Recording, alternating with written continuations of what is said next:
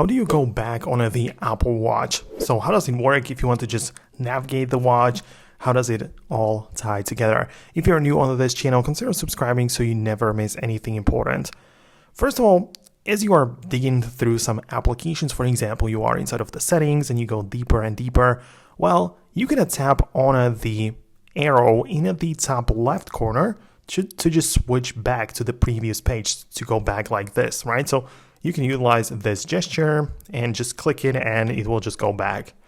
Or similar to the iPhone, you can swipe from the left edge of the screen toward the middle and it will as well just go back, right? So either the button in the top left corner or a swiping gesture. So this naturally applies to other applications and places as well. It's not just for settings, but I'm just showing it to you in the settings app. But that's one way to do it.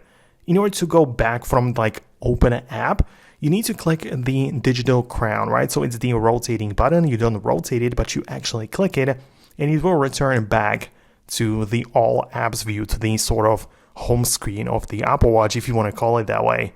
So that's how you can go back to all of the apps. And if you want to, you can click it again. It's going to go to the like watch face. But a lot of people, when they just stop using the Apple Watch and just want to sort of like lock it, they just place the palm on the screen like that, and it will just sort of close any of the app or service that is open, and it will return back to the lock screen or the watch face.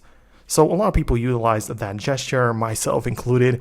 It's pretty cool actually. So let me know what you think about that. In case you have some more questions, let me know about it. Thanks a lot for watching, and I'll see you later in the next videos as well.